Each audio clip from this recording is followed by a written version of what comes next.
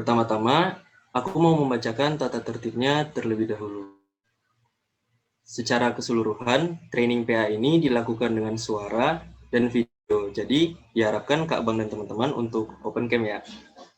Ketika ada yang berbicara, mohon teman yang lain mute atau matikan mic agar tidak overlap. Pertanyaan, diskusi, sharing dilakukan di kolom chat. Jawabanmu sangat mungkin dipakai Tuhan untuk menguatkan yang lain. Mari kita bersama bernyanyi, tetapi tetap matikan mic dan ikuti lagu yang diputar. Mari kita sama-sama memperhatikan training ini secara keseluruhan, dan mohon tidak sambil mengerjakan hal lain. Oh iya, aku juga mau mengingatkan lagi buat Kak Bang dan teman-teman yang mungkin belum ubah format nama, untuk segera mengubah format namanya dengan format nomor kelompok underscore nama. Contohnya 1_Ricky. Boleh di next.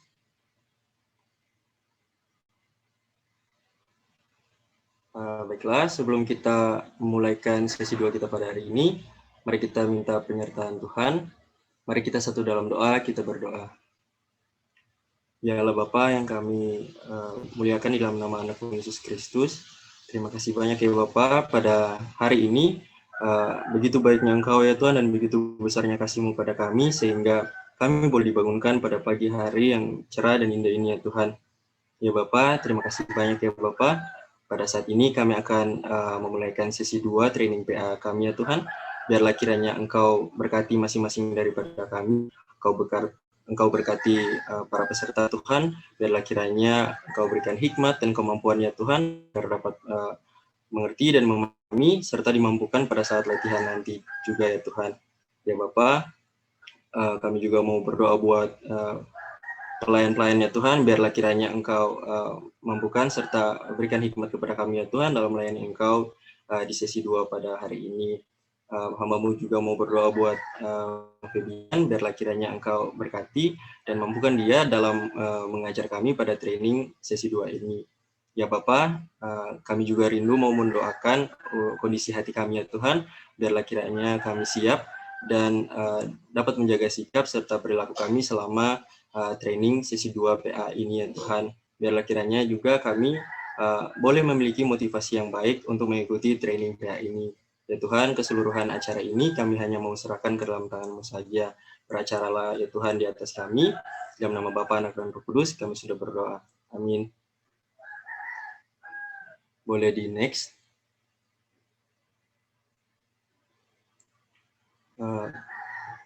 Aku rindu mengajak Kak Bang dan teman-teman semua untuk kita sama-sama menyanyikan satu buah lagu sebelum memasuki training. Mari kita sama-sama menyanyikan lagu Firman-Mu Pelita Bagi Kakiku.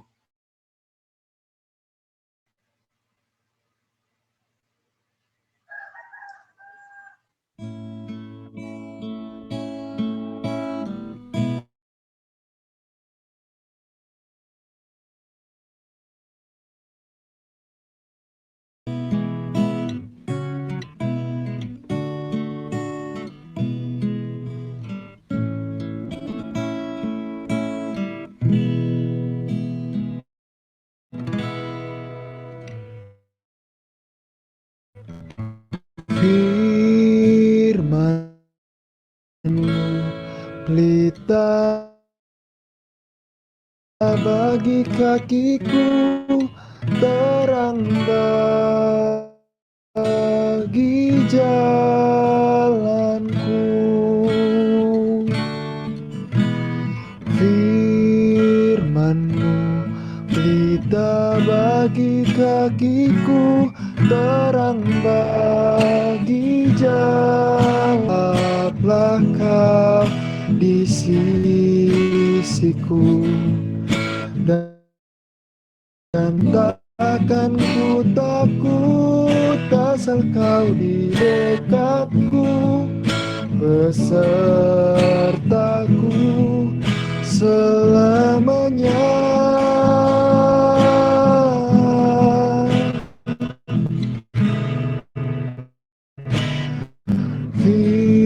Firman-Mu pelita bagi kakiku, terang bagi jalanku.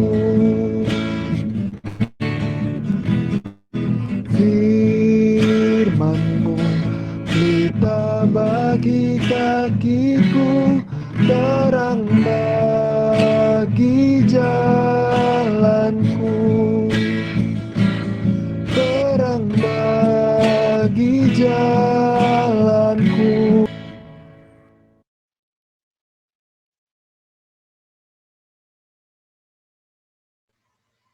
Baik, Kak Bang dan teman-teman, kita sudah masuk pada sesi training. Aku persilakan kepada Bang Febian untuk mengambil alih.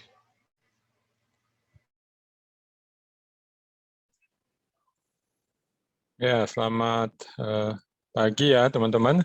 Kita akan lanjut ya pelatihan kita. Dan seperti yang kemarin saya beritahukan, kita akan latihan ya. Jadi kan teman-teman sudah diberikan ya perikopnya, juga lembar latihan. Saya harap sih sudah dibagi ya, sudah dapat semua. Jadi nanti teman-teman coba saja mempeakan dengan langkah-langkah seperti yang saya sudah terangkan kemarin ya. PPT-nya kan sudah saya bagi juga, jadi mungkin kalau agak lupa-lupa bisa lihat di situ. Ya, jadi maksudnya benar-benar teman-teman cobalah langkah-langkah yang kemarin ya, supaya jangan sia-sia apa yang sudah diajarkan gitu. Jadi mungkin kalau teman-teman punya cara-cara atau kebiasaan yang beda, ya itu ditinggalkan dulu aja. Coba dulu yang ini. Ya, dan ini nanti akan dilakukan dalam kelompok ya, sudah dibagi ya sama pengurus. Jadi nanti habis ini langsung masuk kelompok ya, teman-teman secara pribadi coba kerjakan dulu ya, kecuali kalau semua dalam kelompok itu sudah mengerjakan bisa langsung diskusi ya.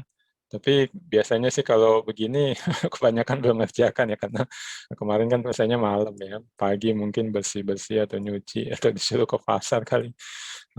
Ya, jadi kerjakan dulu secara pribadi ya, walaupun kalian ada di dalam satu break room yang sama, ya, kerjakan dulu secara pribadi mungkin sekitar 45 menit sampai 1 jam paling lama. Lalu setelah itu diskusi bareng ya, dengan dipimpin oleh pemimpin kelompoknya. Jadi teman-teman bisa saling sharing untuk mungkin menambahkan ya, atau juga mengoreksi ya. Karena ini kan dalam rangka latihan sebenarnya, bisa juga belajar dari satu dengan yang lain. Nah, dan nanti ya diskusi kelompoknya itu ya maksimal sampai jam 12 ya. Karena kita nanti kan tinggal sampai jam 1 ya selesainya. Nah, 1 jam terakhir itu kita akan kembali ke main room ya, jadi akan pleno lagi, di mana nanti saya akan minta mungkin 2 atau 3 kelompok ya, men-sharingkan hasil diskusi kelompoknya gimana ya. Jadi nanti jangan lupa juga ditunjuk siapa yang akan menjadi jubirnya ya dari masing-masing kelompok itu. Kalau mau 2 orang juga boleh, tapi jangan lebih dari 2 lah, cukup 1 atau 2 aja. Untuk men-sharingkan hasilnya ya. Setelah 2-3 kelompok itu sharing ya, saya akan membahasnya ya. Saya akan menunjukkan hal-hal yang mungkin masih kurang ya, baik observasi, interpretasi ataupun aplikasi teman-teman ya. Nah, itu saja petunjuknya. Ya, tapi sebelum masuk mungkin juga kalau ada yang mau ditanyakan, siapa tahu kemarin masih ada yang pengen nanya tapi waktunya sudah habis atau kemarin belum kepikir pertanyaannya, sekarang baru kepikir, bisa mungkin sekitar 5 menit kali atau 10 menit maksimal bisa ditanyakan. Adakah teman-teman? Kalau tidak ada ya sudah langsung dibagikan saja, masuk ke break room-nya. Saya akan share screen ya untuk menunjukkan bagaimana.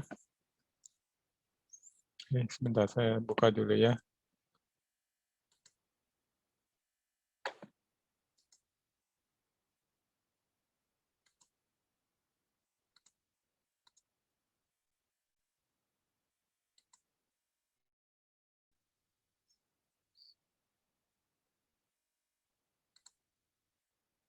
Ya, ini ya, sudah kelihatan ya. Oke, saya akan tunjukkan gimana observasi dan interpretasi sama nanti aplikasinya teman-teman buat sendiri sih. Saya akan tunjukkan sampai ke interpretasi aja ya. Oke, Nah, ini ya ayat 51 tadi sudah cukup baik ya, teman-teman bisa menangkap. Tapi akan lebih baik lagi kalau teman-teman memperhatikan juga yang NET-nya ya. Tadi kalau saya lihat dari sharingnya kayaknya kurang diperhatikan ya NET-nya. Nah, ini saya teman-teman lihat kalau di LI kan, nah ini yang penting-penting saya kasih warna ya, merah atau kuning, garis bawah juga. Ini LI kan hampir genap waktunya, Yesus terangkat ke sorga. Ya kalau kita lihat NET-nya sudah lebih jelas ya, the days drew near, jadi sudah makin dekat dia akan diangkat surga ya. Lalu kemudian ia mengarahkan pandangannya untuk pergi ke Yerusalem. Nah, tapi kalau NET-nya udah lebih jelas lagi, set out resolutely to go to Jerusalem. Ya, mungkin kalau LAI mengarahkan pandangannya mungkin hanya bisa dimengerti cuma kayak ngelihat ke arah Yerusalem ya, tapi sebenarnya ini lebih dari itu. Nah, ini set out, jadi memang dia pergi ke Yerusalem ya, tapi lihat ada resolutely. Resolutely itu dengan ketetapan yang pasti itu ya, atau komitmen yang kuat gitu kalau yang kita suka gunakan ya, untuk pergi ke Yerusalem. Jadi dia berkomitmen kuat untuk pergi ke Yerusalem. Nah, jadi saya tarik data seperti ini teman-teman. Sudah dekat waktunya bagi Yesus untuk selesaikan misinya ya kan, karena kan dibilang dia nanti akan diangkat ke surga ya, to be taken up ya, itu kan ya kita lihat nanti kan Yesus diangkat ke surga ya itu ketika sudah selesai kan memang misinya ya. Lalu data kedua, Yesus telah membuat ketetapan hati yang pasti dan tak tergoyahkan. Ini resolutely ini maksudnya demikian. Ya, dan nanti kita lihat kan memang demikian ya teman-teman ya. Ketika ada penolakan orang Samaria, dia tetap aja pergi bergerak ke Yerusalem ya.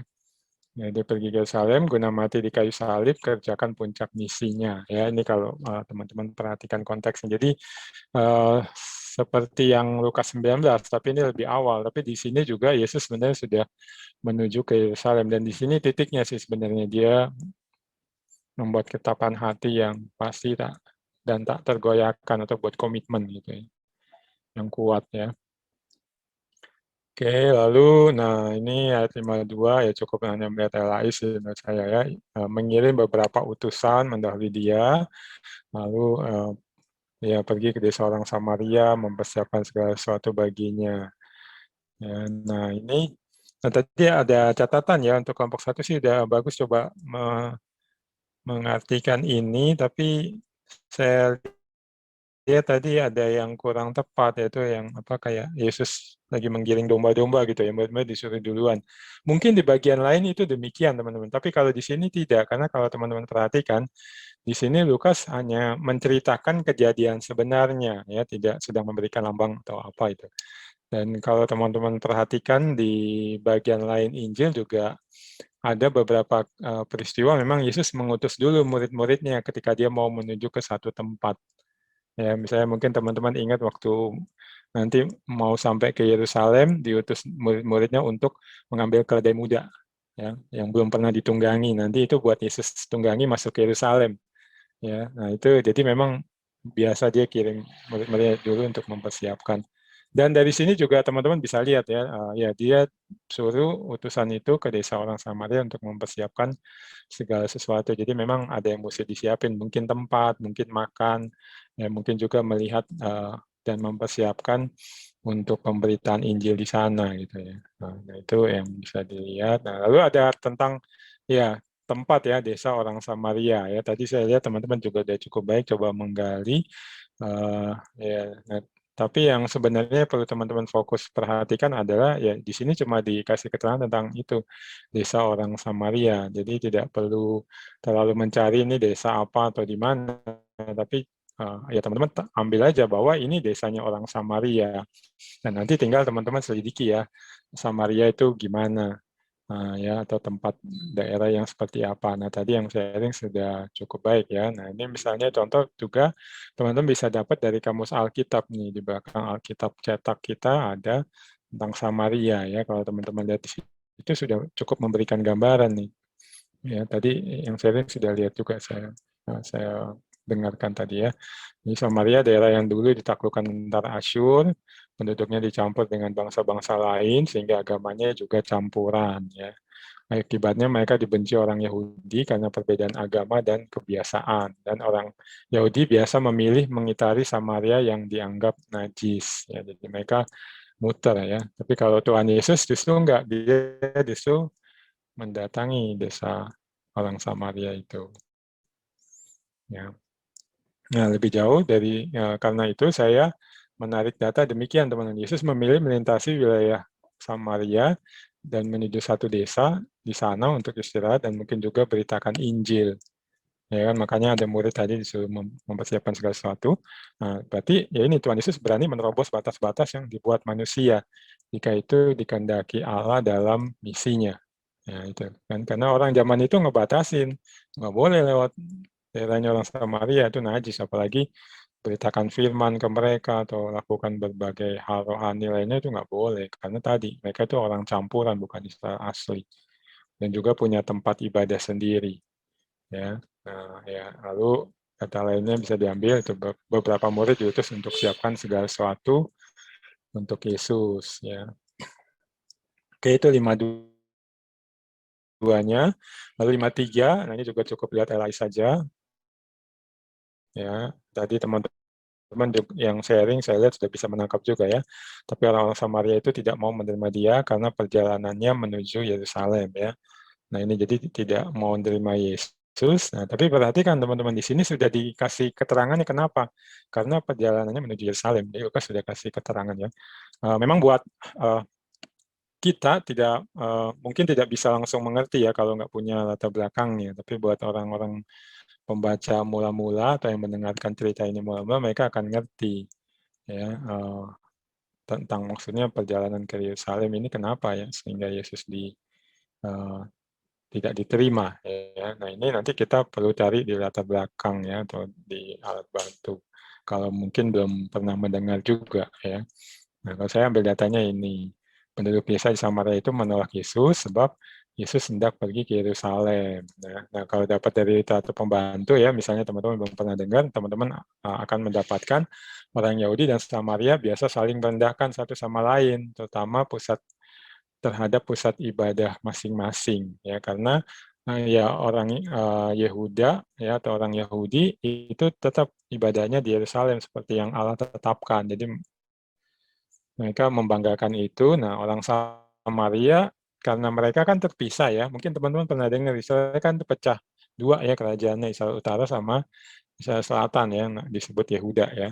Nah, yang utara itu karena dia ya mungkin punya kebanggaan sendiri dan nggak mau nanti penduduknya karena ibadahnya di Yerusalem di wilayah selatan akhirnya ngikut yang selatan, dia bikin tempat ibadah sendiri gitu, tempat ibadah alternatif ya. Nah, mereka masing-masing punya, lalu ya masing-masing membanggakan dan merendahkan ya, tempat ibadahnya dibanggakan, tempat ibadah yang lain direndahkan gitu. Nah, ini jadi sebenarnya mereka menolak Tuhan Yesus karena itu, teman-teman, melihat Yesus mau ke Yerusalem, mau beribadah di sana nih.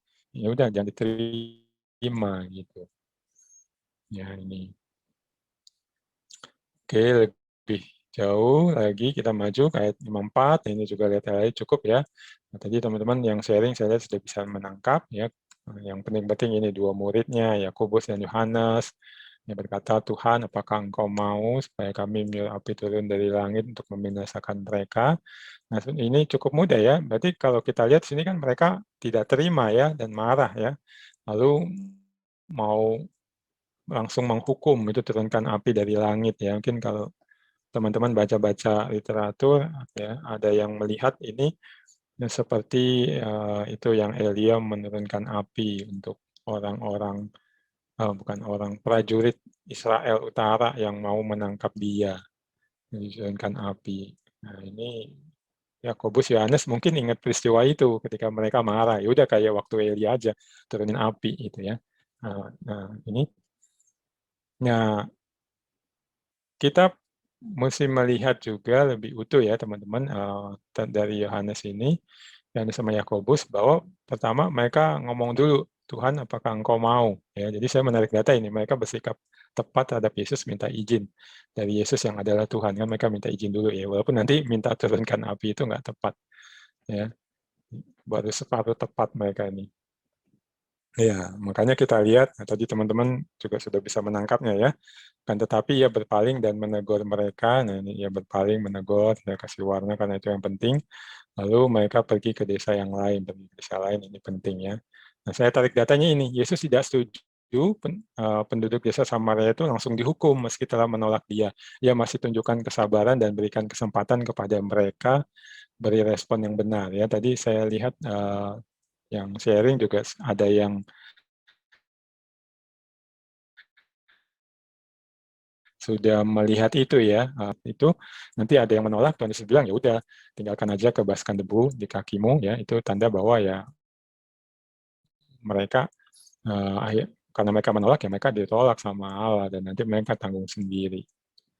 Tapi tetap nggak langsung dihukum kan ya, nah, jadi masih ada kesabaran. Nah, itu jadi demikian. Nah, saya tarik kata lagi ini merupakan pola pelayanan Yesus yang dia juga perintahkan kepada murid-murid untuk dilakukan. Gitu. Nanti ada waktunya memang dihukum yang menolak Yesus, tapi bukan sekarang. Ya. Itu demikian. 55, 56, lalu lebih jauh lagi ada data yang kita bisa ambil. Yesus tegur Yakobus dan Yohanes karena tampak mereka belum memahami dirinya dan misinya secara utuh. Mereka masih perlu terus belajar dari dia. Ya, ini data yang kita bisa tarik juga. Tadi udah benar tuh minta izin dulu karena Yesus kan Tuhan. Mereka cuma murid ya atau umatnya. Nah, tapi dalam hal ini salah. Mereka nggak ngerti bahwa Yesus masih sabar, masih kasih kesempatan, nggak langsung dihukum. Nah, setelah penolakan itu, Yesus memimpin murid-murid lanjutkan perjalanan menuju desa lain. Tadi kan makanya saya kasih warna kuning ya teman-teman. Mereka lanjut ke desa lain, yang berarti juga lanjut ke Yerusalem. Jadi seperti komitmennya yang di awal itu. Ya, nah ini juga yang satu hal dalam ber-PA yang perlu teman-teman selalu biasakan lakukan. Jangan hanya kayak satu kali lewat saja gitu, memperhatikan ayat-ayat. Tapi kadang itu mesti mundur kembali gitu. Nah, ini ketika teman-teman mundur kembali ke ayat 51, teman-teman lihat yang saya tarik data ini ya. Itu bahwa Yesus memang konsisten dengan tapan hati selesaikan misi meski ada penolakan, tetap mengarahkan pandangannya untuk pergi ke Yerusalem ya. Ini Yesus itu demikian karena tadi dia udah komit walaupun sekarang ditolak di desa Samaria, dia nggak misalnya marah, menghukum, atau jadi sakit hati gitu ya, berhenti dulu, nggak lanjut ke Yerusalem, ya, penginjilan dihentikan misalnya, nggak, dia tetap pergi, ya, termasuk nanti yang kayak kita lihat itu, nanti pergi ke Yeriko ya, kemarin contoh itu. Ya, nah, jadi Yesus konsisten, dia tetap dengan komitmen atau ketetapan hatinya. Ya, lanjut. Nah, ini masuk ke bagian yang kedua ya. Nah, ini yang penting ayat 57 ini ya, yang saya kasih warna merah. Ketika lalu melanjutkan perjalanan, terus mengikut engkau kemana saja, ya ini saya kasih warna merah kemana sajanya dan garis bawah. Nah, data yang saya ambil ini kelanjutan dari kejadian sebelumnya, di mana penduduk sebuah desa di Samaria tolak Yesus, ya kan karena ada kata ketika kan, dan sebelumnya kita lihat mereka melanjutkan perjalanan ke desa lain ya. Nah, jadi ini kelanjutannya, teman-teman mesti tangkap itu, ya. Makanya saya juga berikan ini dua cerita ya teman-teman ya. Seringnya ini dipelajari ataupun dikotbahkan secara terpisah, tapi sebenarnya di dalam Injil Lukas ini merupakan satu kesatuan gitu. Ya kita kalau memperlakukan sebagai satu kesatuan akan dapat lebih kaya.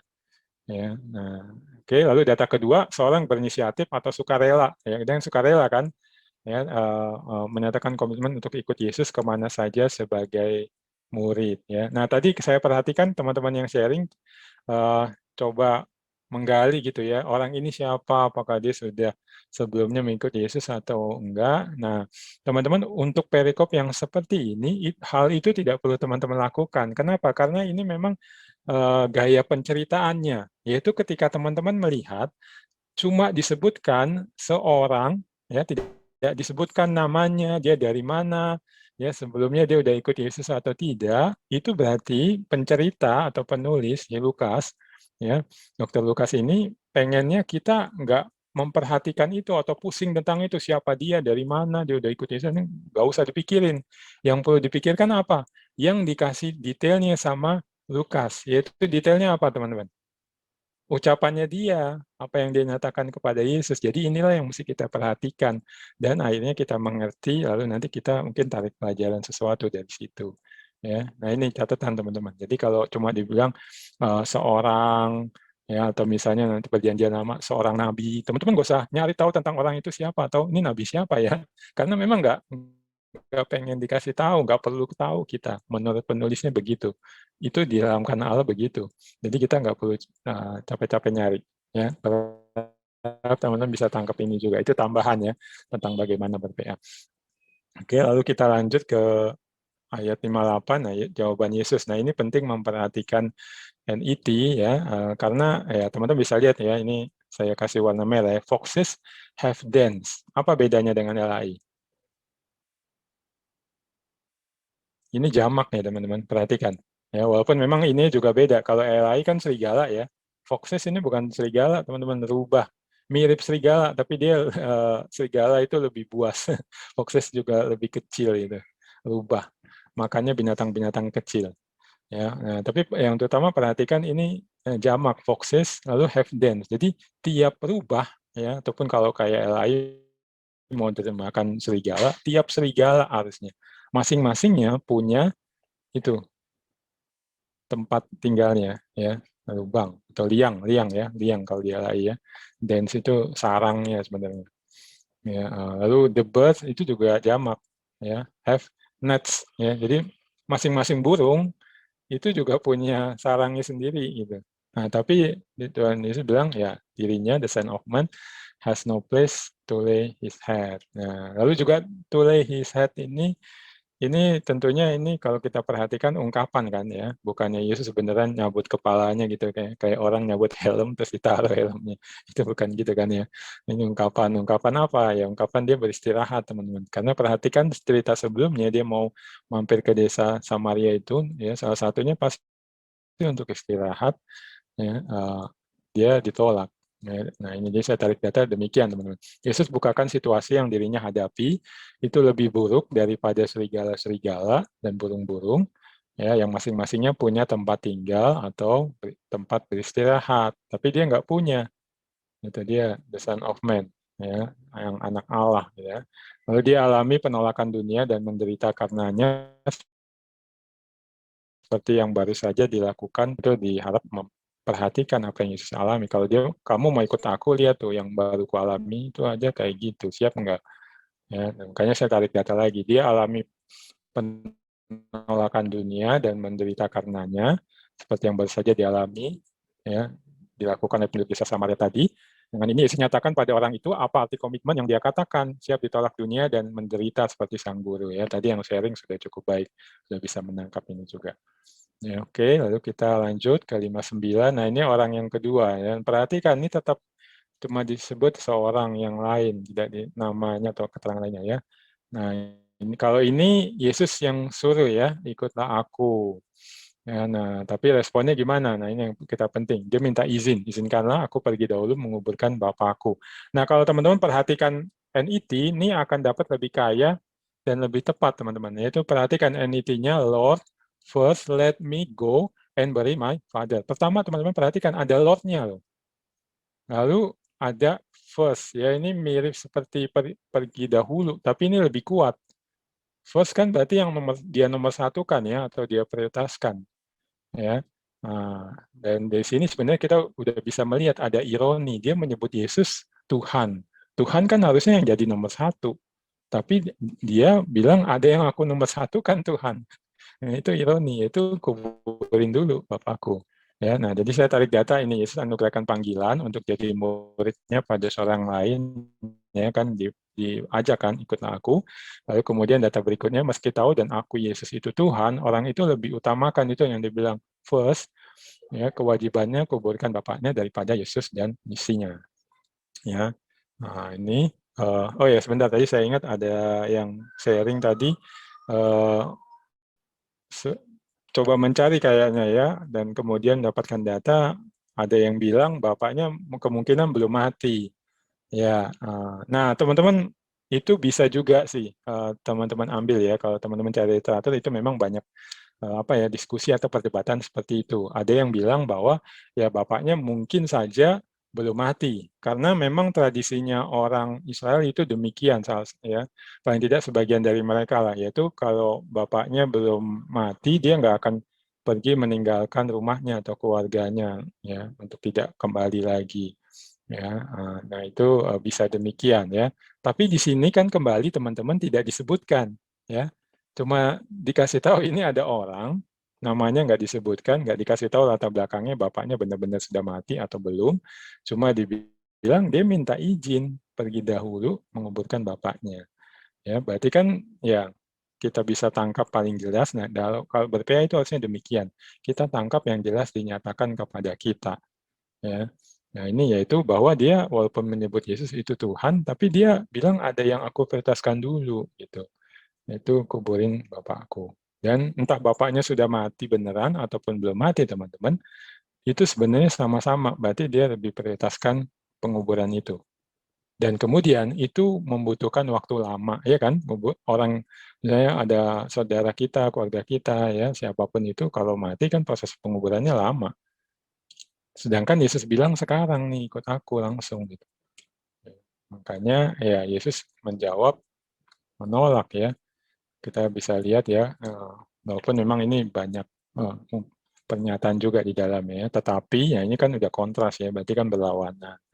Lalu biarlah orang mati menguburkan orang mati, tapi engkau ya pergilah beritakan kerajaan Allah di mana-mana. Ya. Nah ini kalau memperhatikan NIV juga lebih jelas ya teman-teman, ada let the dead bury their own dead.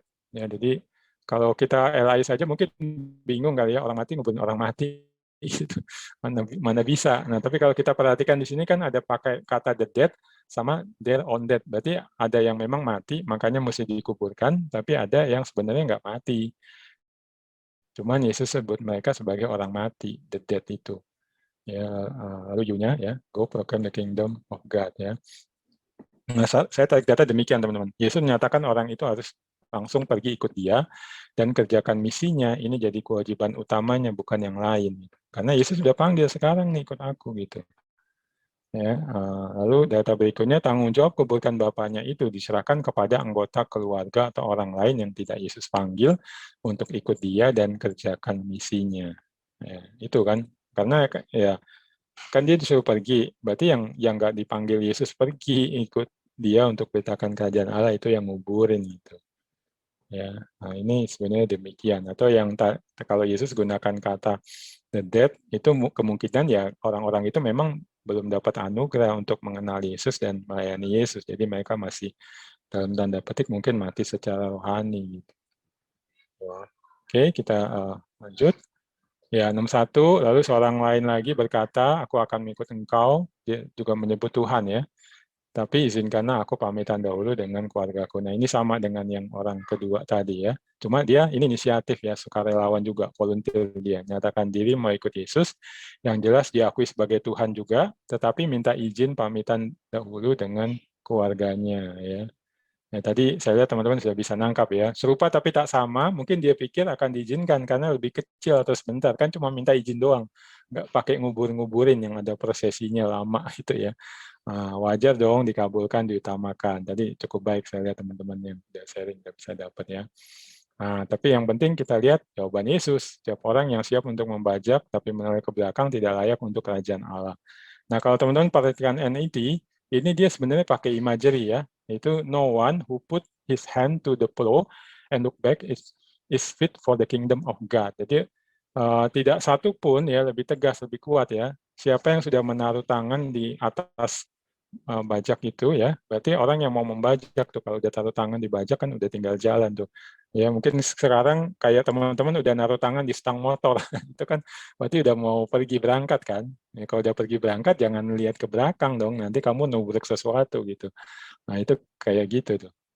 Ya, jadi datanya demikian ya. Yesus tolak permintaan orang itu dan memberikan peringatan kepada calon murid atau muridnya. Ya calon murid ya orang itu kan yang pengen ikut. Kalau muridnya itu maksud saya ya murid yang udah jadi murid, tapi kan mereka lagi ngikutin Yesus kan, pasti dengar juga dong ucapan Tuhan Yesus ya. Itu ini yang diperingatkan apa? Menghadirkan kerajaan Allah itu laksana petani akan mulai membajak, harus memandang ke depan supaya bisa membajak dengan benar dan terhindar dari hal-hal yang bisa menghambat atau merusak hasil pekerjaan dalam memandang ke belakang. Ya, kalau bajak kan gitu kan, mesti lurus kan. Kalau nggak lurus nanti ya mesti ngulang lagi. Ya, atau mungkin bisa kena batu, malah bajaknya rusak. Berhenti dia nggak bisa melanjutkan pekerjaan membajak sawah itu.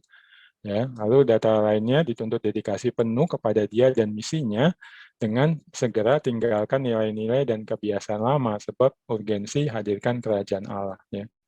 Ini kita melihat urgensinya karena Tuhan Yesus nggak izinkan tuh yang cuma bentar doang karena memang udah mesti beritakan Injil.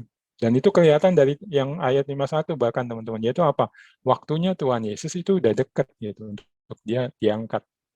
Jadi waktu orang dipanggil mengikut Yesus sebagai murid, ya itu juga udah pendek kan, karena sebentar lagi Yesus akan ditangkap. Mereka nggak bisa dapat kesempatan untuk belajar lagi dari Yesus, sudah mesti langsung praktek gitu. Ya, nah ini. Lalu yang terakhir ini telah dilakukan dan diteladankan Yesus dengan mengarahkan pandangannya untuk pergi ke Yerusalem tadi. Ya, lihat Tuhan Yesus udah bikin komitmen ke Yerusalem, dia lewati desa Samaria, ditolak, dia tetap pergi gitu. Nggak, misalnya dia habiskan waktu dulu untuk ngomel-ngomelin, debat, lu kenapa sih nggak terima gue?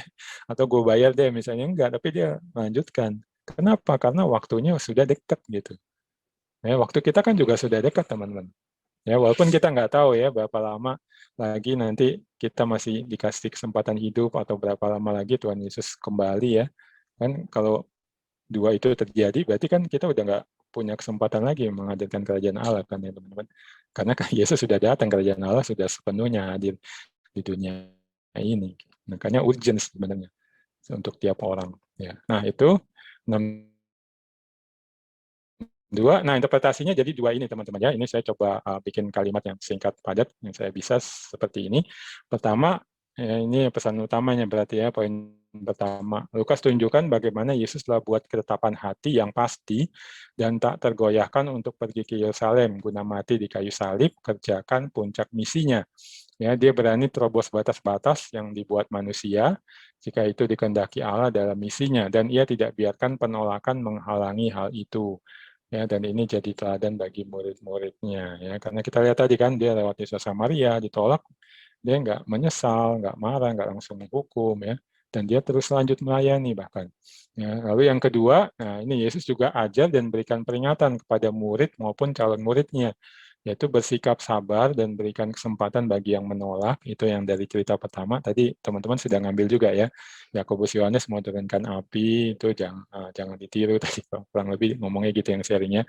Siap hadapi penolakan dan menderita karenanya, serta utamakan dia dan misinya di atas nilai-nilai serta kebiasaan-kebiasaan lama. Ya, karena ya kalau menyebut dia Tuhan berarti kan dia yang nomor satu kan, yang nilai-nilai kebiasaan lama kayak itu, tradisi menguburkan, minta izin dulu ya, itu mesti di bawahnya Tuhan Yesus supaya berguna dalam menghadirkan kerajaan Allah. Ketika ya seperti cerita ini ya teman-teman, memang sudah dibilang jelas oleh Tuhan Yesus mesti ikut dia ya langsung berangkat gitu, jangan tunda-tunda dulu. Kecuali kalau memang dikasih izin ya, kayak misalnya mungkin teman-teman ingat cerita Elia dan Elisa kan, kalau waktu Elia manggil Elisa untuk disiapkan jadi nabi melanjutkan dia ya pelayanannya Elia, Elisa kan minta izin. Nah, itu diizinkan. Berarti memang Tuhan kehendaki gitu. Nah, tapi kalau di sini Tuhan Yesus bilang enggak, sekarang juga berangkat karena itu urgensi waktu Tuhan Yesus sudah tinggal sedikit. Kalau orang itu nggak ngikut Yesus, ya dia akan kehilangan kesempatan untuk ikut Yesus, belajar dari Yesus, dan kemudian diutus oleh Yesus. Ya, nah ini 2 interpretasinya teman-teman ya. Nah, saya tidak bikin aplikasinya ya, memang sengaja supaya nanti teman-teman saya harap sih ambil waktu ya, mungkin nanti malam kah atau besok ya, kapan teman-teman bisa untuk coba buat interpretasinya. Ya, tadi ada yang sudah tepat tuh yang soal ini ya, mesti sabar, beri kesempatan bagi yang menolak ya. Nah itu bisa tuh ya. Siapa tahu mungkin teman-teman di kampus melayani ditolak gitu ya. Atau mungkin nanti juga kalian masuk di profesi kalian, kalian sudah coba melayani, bekerja dengan baik, dengan benar, ada penolakan-penolakan ya dari orang yang dilayani ataupun mungkin dari rekan sejawat ya atau atasan misalnya, ya tetap aja berlaku benar gitu ya, tetap sabar, beri kesempatan ya. Atau mungkin bisa ya, dari yang pertama, teladan Yesus punya komitmen ya, ketika ditolak ya tetap ya, atau itu berani menembus batas-batas ya. Siapa tahu ya, saya nggak tahu kondisi kalian sekarang ya, karena sudah nggak kayak dulu bisa ke kampus kalian lebih banyak ngobrol ya. Apakah mungkin di PMK STAN ada batas-batas di dalam pelayanan? Batasnya seperti apa? Mungkin ada ya sekelompok mahasiswa yang kayak di blacklist atau dijadikan prioritas kesekian, kalau bisa nggak usah dilayani deh, tapi yang ini aja dilayani dulu ya. Nah itu mungkin ada alasan-alasan tertentu yang mungkin benar juga, tapi siapa tahu Tuhan sekarang atau nanti kasih tahu ke teman-teman itu tuh yang eh, dikasih tanda khusus untuk tidak dilayani atau ya jadi prioritas belakangan. Justru teman-teman sekarang mesti memprioritaskan mereka atau melayani mereka. Ya, teladan Tuhan Yesus berani terobos batas-batas. Gitu. Nah, ya, demikian juga mungkin di pekerjaan bisa demikian kan. Coba tahu nanti ada golongan masyarakat yang dianggap oh ini nggak usah dilayani atau prioritasnya belakangan, tapi Tuhan kasih petunjuk kepada teman-teman ini golongan ini mesti dilayani. Ya, itu juga lakukan ya. Ya, ataupun tradisi ya soal nilai-nilai kebiasaan lama ya tadi yang disaringkan udah cukup baik ya. Teman-teman bisa ambil penerapannya ya. Kalau saya sih ya jelas misalnya baik dulu ketika masih di kampus melayani hingga sekarang menjadi staff full time ya di Perkantas, ketika memang jelas perintah Tuhan mesti pergi misalnya, tinggalkan rumah, tinggalkan keluarga gitu ya untuk pelayanan yang bisa retret berhari-hari atau bahkan pelayanan di luar kota, di luar Jawa gitu ya. Ya saya pergi aja gitu. Orang-orang di rumah ya itu ya diserahkan kepada ya orang-orang di rumah yang lainnya gitu. Maksudnya bisa mungkin adik saya gitu ya, atau sekarang ya saya sudah punya istri saya yang ngurusin anak saya. Nah, ya, adik saya ngurusin orang tua saya misalnya, karena memang saya dipanggil untuk pergi melayani. Kecuali kalau memang Tuhan tunjukin gitu, ya enggak kali ini prioritaskan dulu perhatikan keluargamu, pelayananmu biar dikerjakan sama staf yang lain, atau mungkin di lain waktu kamu datang melayani ke sana gitu ya. Nah itu berarti kehendak Tuhan memang saya prioritaskan keluarga saya, tapi ketika Tuhan sudah bilang sekarang pergi pelayanan ya pelayanan gitu. Ya itu contohnya ya. Nah, ini saya pikir cukup sampai di sini, ini udah agak lewat juga nih. Mungkin nanti kita bisa lanjut ya. Nah ini berharap bisa makin menunjukkan ya kepada teman-teman bagaimana menggali firman ya secara induktif, khususnya untuk ya, narasi perjanjian lama. Nanti di sesi sore kita bisa belajar lagi tentang PA surat ya. Nanti saya bagikan juga ini PPT-nya. Oke, ya karena waktu saya pikir sudah cukup aja ya, biar ada istirahat yang mungkin kalau belum sempat makan bisa makan. Nanti kita ketemu lagi jam 3 ya. Saya kembalikan ke MC lah. Baik, Bang Febian, terima kasih sudah memimpin kita pada sesi 2 kali ini. Nah, karena kita sudah di penghujung acara dan sekarang juga udah lewat sebenarnya waktunya, tapi tidak apa-apa, mari kita menutup sesi ini. Aku meminta dengan kasih Bang Febian untuk membawakan kita dalam doa penutup. Oke. Ya, mari kita berdoa. Ya, Bapak, kami bersyukur untuk waktu yang bisa kami gunakan bersama-sama untuk tadi teman-teman di sini latihan PA, dan juga kami sudah membahasnya, hamba sudah coba menambahkan hal-hal yang mereka perlu perhatikan lebih lanjut dan nanti lakukan ketika ber-PA. Kiranya Tuhan berkati semuanya supaya ini bisa berguna buat teman-teman di sini untuk makin lama makin terampil, makin baik dalam menggali firman-Mu. Bersyukur juga untuk pesan firman Tuhan yang sudah kami dapat. Kiranya pesan firman Tuhan ini bisa kami terapkan dalam hidup kami. Kami akan beristirahat ya Tuhan. Berkati supaya bisa beristirahat yang cukup. Dan nanti sore kembali bertemu, belajar bagaimana mempeakan kitab surat secara induktif. Dalam nama Yesus kami berdoa. Amin. Ya, oke. Balik Baik, ke MC baik. ya. Ya. Baik, terima kasih Bang Febian sudah membawakan kita dalam doa penutup. Sekarang aku mau membacakan warta jemaat. Boleh di next. Nah, ini ada warta pelayan. Trainer kita ada Bang Febian, host Bang Cristefano, gitaris ada Esther, singer ada Jojo, dan slider ada Yosafat. Mari kita berikan apresiasi kepada mereka.